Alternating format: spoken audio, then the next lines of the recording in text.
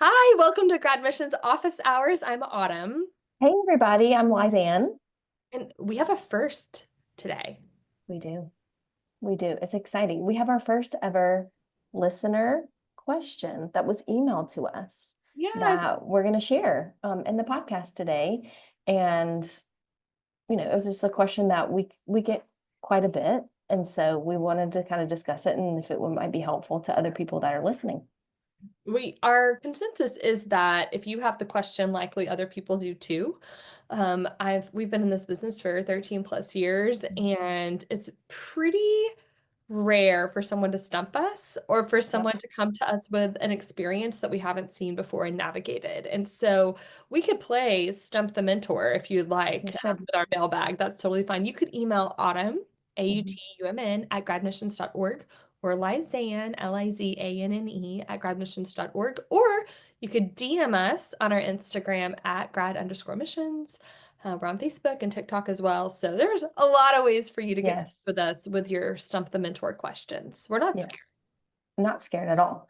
And let that be an encouragement to you too, that you're not the only one facing this situation. I think that's kind of a fear that people have, or they think, I'm the only one who has this issue. It's like, you're not. We've seen it dozens of times, and we're happy to talk with you about it. That's right. And there's a workaround. Absolutely. Absolutely. So I will jump into the question. Let me pull my email up. Pretty. So the email says, Hey, grad missions, I am panicking. I was going to apply for fall 2025 law school and completely dropped the ball. I took the LSAT once already and scored low. I'm also not proud of my undergraduate GPA due to some personal circumstances. Should I even consider applying for fall 2026? Mm. Ooh, Lisanne, have you So ever heard that question before or anything like that? I have, just with different dates. Yeah, yeah, exactly. So So, yes, the answer is yes. yes, we've heard this so many Yes. times. So they've Yeah, taken the LSAT before. They were planning to apply this cycle, which honestly, you might have dodged a bullet because this cycle absolutely. has been ridiculous. If you go back and listen to our other episodes or follow us on socials, law school apps were up 20.5% this cycle, and it has been a lot to handle. So this may have been a happy accident for you that you dropped the ball this cycle. Um, that being said, the opposite of dropping the ball for 26 is to apply in early September, right? Like, do you Absolutely. think that's a good place to start? Yes. And I would encourage this person, you're already doing the right things by thinking about this now. You're not waiting till March of 26. Like, should I apply now? Should I retake the LSAT? Not that that can't be worked around too, but you're already setting yourself up for success and you're already being, um, what should I say? Proactive. There we go. And realizing that you're not where you want to be. You're not just, you know, we talk with students that are like, oh yeah, I have those low things, but it's fine. It's like, no, But I'm let's special. yeah, let's be strategic. And so I think it's really good to think through these things and just to be honest with yourself and say, I'm not where I want to be, but we can get there. That's right. That's right. So to address your GPA, I Mhm. think there's nothing really you can do about that. Once you've graduated Right. undergrad, it doesn't matter if you get a master's, it doesn't matter if you do post-bac work. As far as LSAC is concerned, Yeah, your GPA is locked in. That's at the end. So at Grad Missions, we like to control the things that we can, right? So what can absolutely. you control? You can write a GPA addendum that explains those personal circumstances without getting Mhm. too down in the weeds, right? Right. When you're talking about a GPA addendum, here are the things that we love. Keep it short. One Please. paragraph, two paragraphs max. Mhm.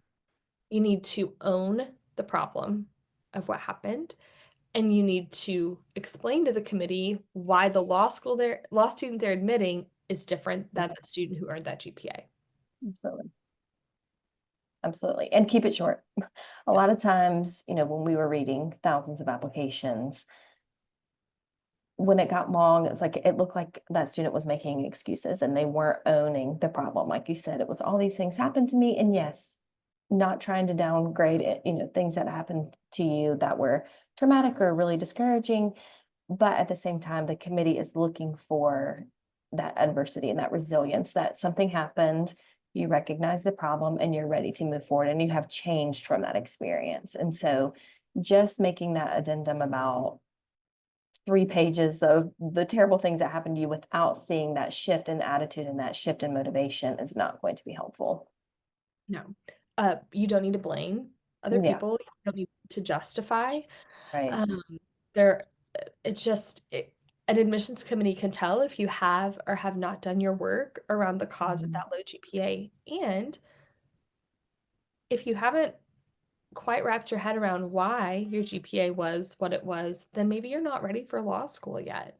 Right. Not trying to be harsh, but law school is not easier than undergrad.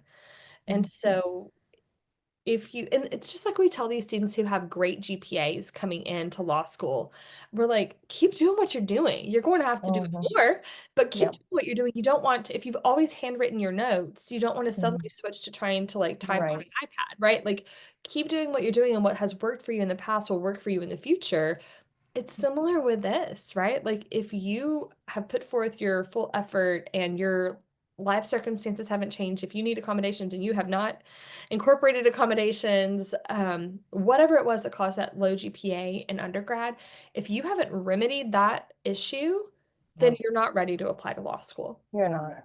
You're going to be just even more stressed and yeah, it's not going to be good. And it's going to be a waste of your money. It's going to be a waste of your time. It's going to be a waste of a law school seat.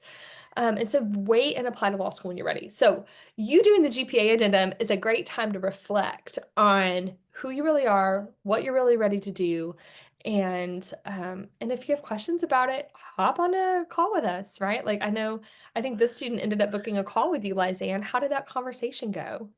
Yes, they did. And we ended up on a call and we talked about all of these things. And I think that they were encouraged. And I think on the call, they were thinking, well, this is just the end for me. And I'm just, but I think they were encouraged to know that you can make a plan going forward. And whatever you're reading online or whatever people are telling you, that's not necessarily Right. the best step. So I was glad that we were able to talk through these things. And I'm always happy when people come to us and feel comfortable talking about these things because I think sometimes there can be some shame around it or some embarrassment.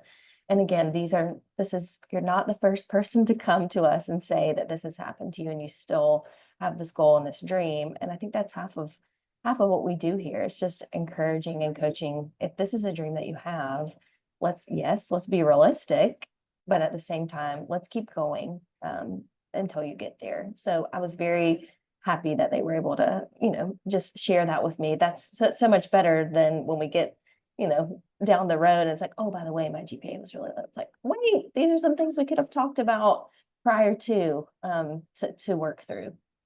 That's right.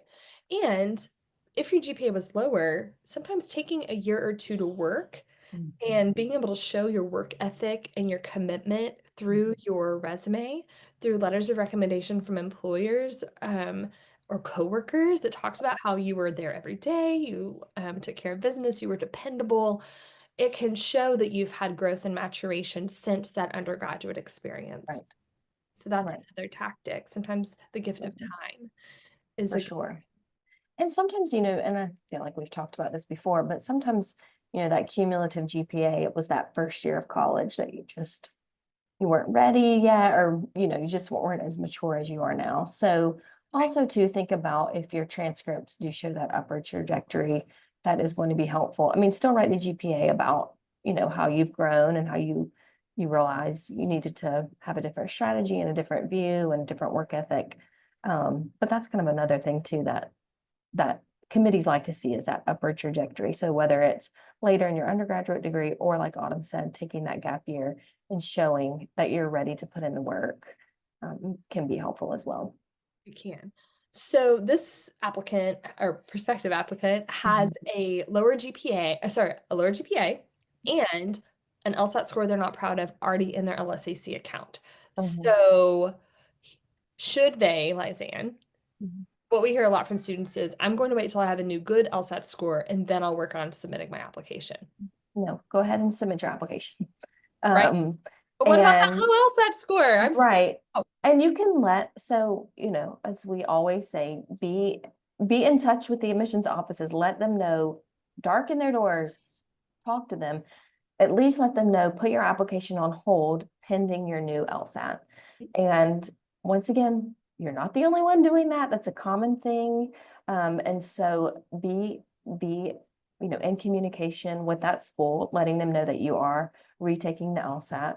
The vast majority of schools take the highest score, not the average, but go ahead and get your application in so that when you take the LSAT, when that score posts, if you already have all of your other documentation into their system, your personal statement, resume, letters of recommendation, transcripts, your application is then put at the top of the pile. As opposed to if you wait until that score posts, say in the spring, then you apply, you're at the bottom of the list, so to speak, for review. And so that can be another hesitancy for applicants as well. I'm not where I want to be yet, so I'm not going to apply yet. But go ahead and get your app in, go on a visit, go do an interview, let them know, I struggled with my first LSAT, but now I'm using a prep course or I'm, going at it differently. I'm going to be retaking it. I think really helps. Well, I mean, me, I always talk about go to the school, talk to them, let them know that helps so much to Yes. see your drive, your commitment. You're not just throwing darts at a board, and letting them know that. So no, you do not have to wait to apply until you have your new LSAT score. And please don't. Go ahead and get it in. Yeah, get ahead of all the people that don't have this kind of inside knowledge, right? That are waiting Absolutely. because most people will wait. A couple of things on that. Number one, Lizanne, how many times did you and I meet with an applicant when we worked for schools and they said like, I'm retaking my LSAT in October or August or whatever, and and then they left and then they would call us and they got their score and they're celebrating because it went up, 12 Yeah. points. And Yeah. then what would you and I do? We would like slowly like bring that one to the very tippy top and make sure they were at the next admissions committee meeting because we remembered we sat and Yes. needed with them. We'd had community with them. We were Absolutely. rooting for them because we'd seen their pretty little face in our office, not Absolutely. just there's somebody out of nowhere. So like Right. it's still a human element to this admissions process. Absolutely. Make a The, good impression, mhm. stay in touch, but like, every like 4 to 6 weeks kind of in Yeah. touch. Not every week. That's Yeah. right. And Yep. and let your school know when you get that new good score, right? Yes, for sure. For sure. And building that relationship, not only did your LSAT score up, that's amazing, and you'll be pushed to the top of the pile, but also too, those admissions staff members, officers, deans, they sit on the committee meetings. They're not making the decisions, but they're able to say, Sometimes I they met. are. At some schools they are. It kind Oh, of depends. really? Yeah, Okay. oh yeah. Well, so We were at one school that was like kind of an anomaly, and it was like three tenured professors who made the final call, yes. up down. But at a lot of schools, the staffers make the admission staff, deans, directors make the bulk of the decisions, and then it's just those people in kind of the gray space in the in between, or people who have specific character and fitness flags that move to the faculty committee. So you Perfect. never know. Even better. You never Yeah. know. So all that to say, the people that you're meeting with are very important in the decision process, no Yes. matter how that is structured. But I think just etiquette wise, they're not the only person making that decision. So don't contact them every week thinking they are the only one, don't make it weird. So Feel weird. Don't be that guy. no, don't. But they're able to go and say, I met with Sarah and she wants to go here because we would meet with folks and the committee would say, are they actually going to go here? Are they actually interested in us? And so letting the schools know that I think is really important, and just also too for your benefit, getting to know the school and the school environment so that you can make such an important decision and make a good decision. That's right. I want to talk very quickly to folks who are thinking about the June LSAT.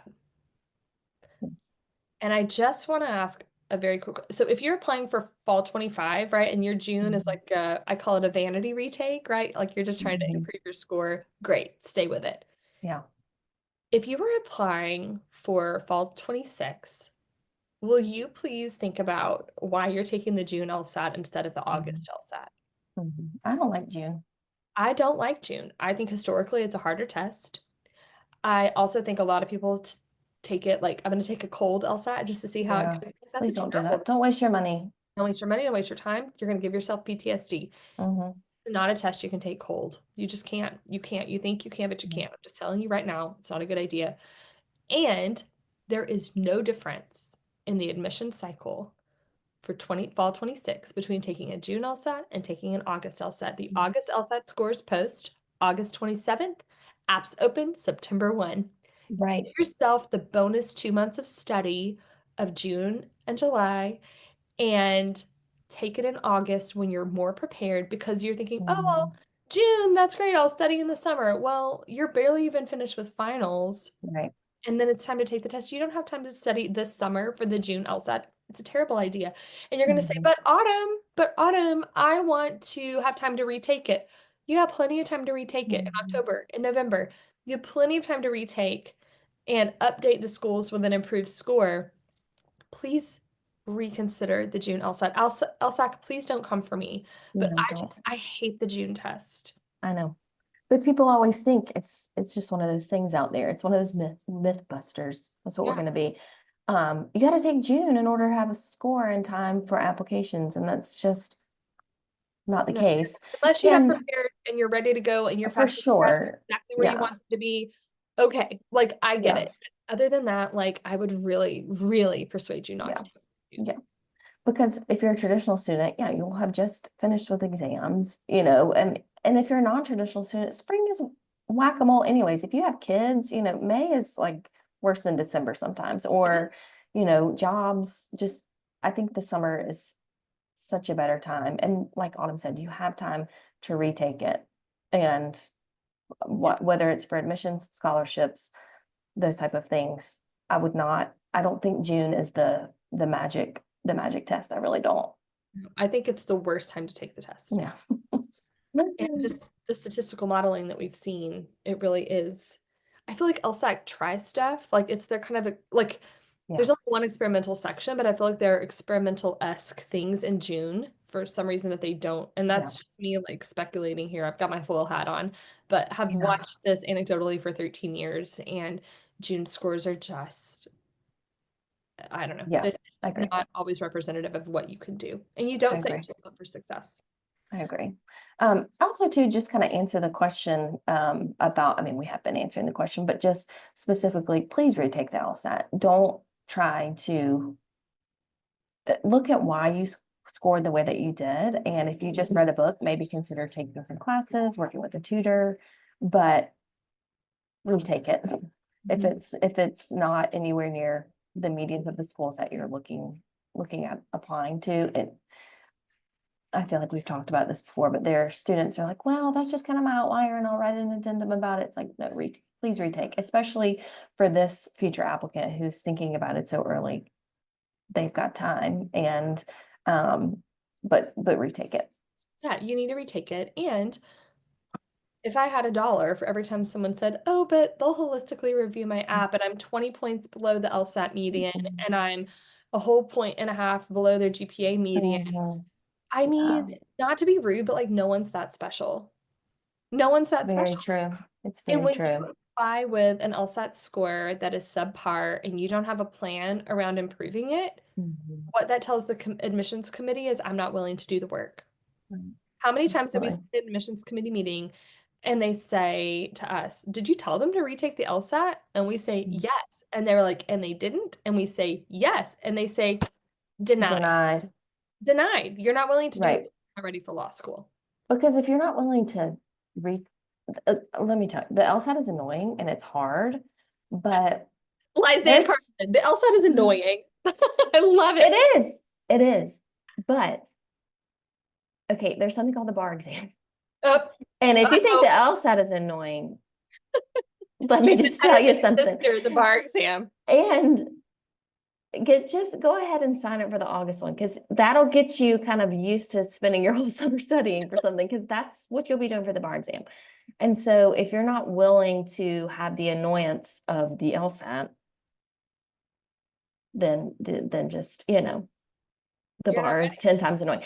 And I was telling someone the other day, you know, the reason the LSAT's annoying is it really, you know, the bar exam at least is what you've studied in That's it. school, and it's going Yeah. to, you know, you're going to be a practicing attorney and it's things that you have to know to be a practicing attorney. So when I say it's annoying, it's like, okay, you know, but if you're not willing to go all in for that, then and all your law school grades are one big test. You're not doing quizzes, you're not, so if you're just annoyed by an entrance, quote unquote entrance exam, then maybe rethink what you're doing. That's right. And the title of this episode is that a red flag? So Mhm, so I think we have like measures of red flag, right? So mhm. red, yellow, green. Yeah. And a low GPA, it's a yellow Mhm, flag. So you can scooch it to like light green if you write the proper mhm. addendum, if you show that you've done your Sure. work, if you layer in work experience, if you have LORs from especially academic spaces that could talk about the highlights of your academic career. Was there one class you did really well in? Can that professor write? Like, so there's ways to Yeah, move it for sure. away from a red to a yellow to a green. With Mhm, LSAT, we just talked about it. How a low LSAT turns into a red flag is when you sit your stubborn donkey hiney down and you mhm. refuse to retake it and you refuse Yeah. to do your work. Or you're just like, I'm going to take it again, but I'm not going to do anything different in my study process. Well, I mean, you're making your decisions, Yeah, right? you're wasting your Play stupid time. games, win stupid prizes. You're not going to get into Mhm. a good law school if that's your Yeah, plan. So sure. a low LSAT score itself is not a red flag. It's what you do with it, right? You have the power to change the color of this flag. So Mhm. I wanted to talk a little bit about another potential red flag, and that's character and fitness issues. Mhm. We have several clients and applicants every year who have a broad range of character and fitness issues that they're going to have to disclose to their law Mhm. school or med school, right? Yeah. I'm specifically talking about law school right now. Um, DUIs, academic probation for especially so if you have a low GPA, chances are you were also on Mhm. academic probation at some Right. point. Plagiarism, there's myriad things that people have done in their past that they think preclude them from applying to law school. Sometimes they will try to not disclose those things and Mhm. apply to law school so they can get in. But Liza, what's going to happen if they do that? It's really bad. Disclose, like we were talking about earlier, get comfortable talking about your mistakes because hiding it, it's going to come to light and you may not be able to sit for the bar exam, That's the thing. depending, and The board of bar examiners is going to find it. they're going to find it. And so disclose, disclose, disclose. That Yes. is 10 times way better than it coming out later and you're into school and you find out that you can't finish school because you're not going to be able to sit for the bar. So Right. get comfortable talking about your mistakes. Again, you are not the only one who got a minor in possession your freshman year of college. You're not the only one who went on academic probation. Get comfortable talking about it. And yes, it may be embarrassing. Yes, of course you're not proud of it, but you're going to have to talk about it That's right. and move, and you're going to be able to move past it. But the first, you've gotta disclose it first. You do. And where you get crossways is when you don't disclose it to the law school. Then in 3 years, when you get ready to apply, or 2.5, whenever, get to apply Mhm. to take your bar exam, the Board of Bar Examiner is going to run a very hard background check on you. And they're going to find it. And they're going to go to the Mhm. law school and say, we didn't see this in his list of disclosures in his application. And then you're in a heap of trouble, right? You have to go through Lot. a tribunal. The law school has to get together like this ethics committee and discuss whether or not they would have admitted you if you had disclosed it. Sometimes those people don't get to sit for the July bar. They have to wait and take it in February. Like it is Yeah. a whole You have hullabaloo. to, Whereas yes. you had just disclosed it. But maybe you're nervous, right? You're like, oh God, Yeah. will I be able to sit for the bar if I disclose Yeah. this? Guess what? Guess what you can do and what we do on behalf of clients? We call the board of bar Yeah. examiners And just ask. and we Yes. send them your records and we say, hey, I have a knucklehead here who did this silly Mhm. thing. Would that preclude them from sitting for the bar exam? And the board of bar examiners will say yes or no. Well, great. You don't want to waste 3 years of tuition and your life and your eyesight No. going to law school. Right. You can't sit for the board for the bar exam. So Yeah. I sort of equate this to like you're home at night, it's late, right? You hear a sound outside the window. Do you pull up the close the curtain, pull up the covers, and go to sleep? Or are you the kind of person that turns on your back porch lights, opens the curtain, and Mhm. let's figure out what this is, right? Like Right. this is a you have to look the monster in the face kind of You situation. do. You really do. And again, you're not the only one. So please don't, No, you're gonna, yeah, let's no, just talk about it. we had a med student when I was working for med schools, and she had jumped the turnstile in DC. She just like her card wouldn't scan, her card wouldn't scan, her Yeah. card wouldn't scan, her whole group was ahead of her, and she just jumped it. Well, it's like a felony, I think. Like it's like What? intense. Oh yeah, it's like intense because maybe it's not a felony. Autumn did not go to law school. Liza, can you tell me? But it's like a I don't more think serious. so, but I mean, it would show up if it, It you would know, definitely maybe it's like a misdemeanor. I don't and even. that's the thing. It's It was like on her a lot of, record. sure. And a lot of times it's something like that. That's not really a big deal. But the fact that you don't tell anyone about it, it festers and festers and festers, and then it becomes a big deal. And And that's so, what happened. yeah, We ran a background yeah, check on her. It popped up, looked in her app. It was nowhere. So I had to take her like back to the committee. We had to like provisionally like rescind her admission offer until we could like do a deep look at it. I mean, it was just a whole thing. And she was sweating it. Like we didn't get the sure. final vote until like 3 days before her orientation started. So she like had her Yeah. white coat sitting on hold, wondering if she was going to get to wear Oh it. man. It Yeah. very stressful. And guess what? If she had just like told us in her application, it would have been not a big deal at all. So in the med school side of things, like you're going to find out whether or not you're flagged before your little booty is in the seat at orientation. With law school, it's just like a lot of law schools don't run a background check. And so you literally will be there for 3 years before you find out. Yeah. Yeah. Or they have someone from the ethics committee come speak to your orientation, and then you run to the dean's office because you're freaking out that you forgot. Confession time, y'all. Let's Yeah. go. Yeah. We saw that So happen too. So we did. it's a red flag that could be demoted to yellow or green, based on what you do with that information. Is there, I'm trying to think, is there something that's like the ultimate red flag, like you would not be able to get into law school the end? Like, I don't know that there is. Like, I think there's a way to massage almost Yeah, anything to an for sure. admission if you're willing to do your work. I think so too. Yeah. Yeah, there is. No, So we're not scared about your red flags. We would love to help talk you through them. Um, Even if on your 20-minute free application strategy call with us, you just want to talk about your character and fitness issue and kind of have a sounding board of how we would attack it. Call us and let's turn your red flags to green ones. absolutely. Absolutely. How can they set up that strategy call with us, Liza? Yeah, you can either DM us and we'll send you the link. You can go to our website.